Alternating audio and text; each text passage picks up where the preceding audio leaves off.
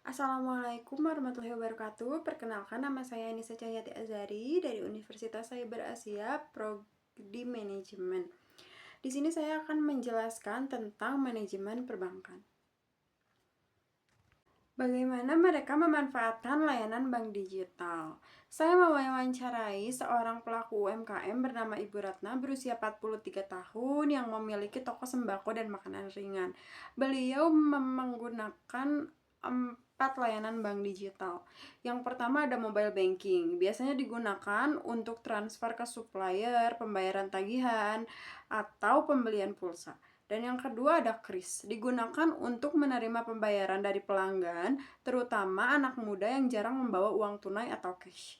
Dan yang ketiga ada chatbot bank, digunakan untuk mengecek mutasi, informasi saldo, dan promosi. Yang terakhir ada pinjaman online dari bank resmi. Beliau kebetulan meminjam dan mengajukan di tahun 2024 pada salah satu bank negara Indonesia, pernah dicoba untuk tambahan modal usaha. Selanjutnya, apa tantangan yang mereka hadapi? Tantangan yang dihadapi oleh Ibu Ratna, yang pertama kurangi literasi digital. Ibu Ratna sering bingung ketika sistem error atau notifikasi terlambat. Lalu beliau juga khawatir keamanan data. Ia takut ditipu karena banyaknya kasus penipuan mengatasnamakan bank. Selanjutnya ada koneksi internet yang tidak stabil. Dikarenakan lokasi tokonya di pinggiran kota, membuat sinyal mobile banking sering terputus, apalagi saat sedang hujan.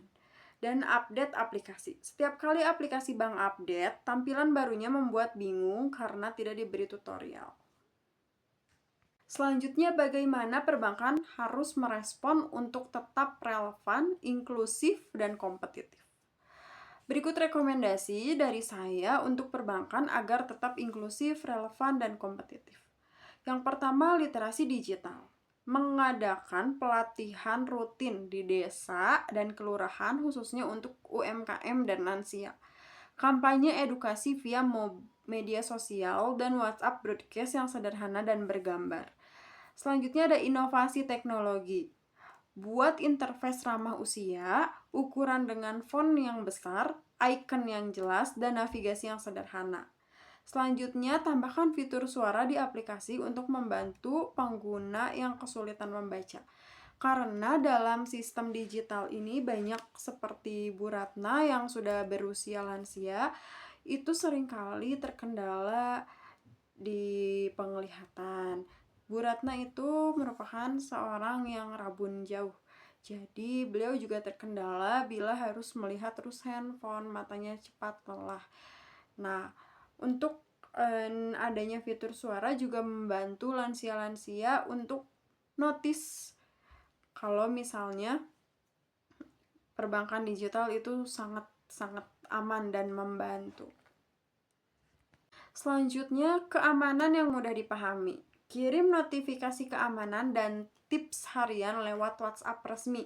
Jadi tidak hanya bubble di setiap aplikasi saja karena seringkali tidak di notice ya, atau mungkin tidak dicek kalau misalnya ada update terbaru lah, atau misalnya ada notifikasi yang harus dilengkapi lah, itu biasanya kita sering skip. Jangankan lansia, saya pun yang masih di kepala 2 ini sering sekali skip karena tertumpuk dengan bubble-bubble notifikasi lainnya.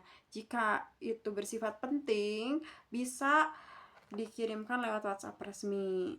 Nah, berikan dukungan chatbot real time, bukan hanya auto reply. Seringkali lansia itu bingung dengan jawaban chat yang auto reply seperti robot dan seringkali tidak nyambung. Selanjutnya ada fitur khusus UMKM. Sediakan dashboard khusus UMKM untuk mencatat transaksi, laporan, dan pinjaman mikro. Jadi, dalam satu dashboard itu sudah termasuk semuanya. Jadi kita tidak harus pindah-pindah dashboard, pindah-pindah halaman untuk mengecek transaksi dan laporan lainnya. Tawarkan program insentif bagi UMKM yang rutin menggunakan kris atau transfer digital. Sekian pemaparan dari saya. Mohon maaf apabila banyak sekali kekurangan. Terima kasih untuk perhatiannya. Wassalamualaikum warahmatullahi wabarakatuh.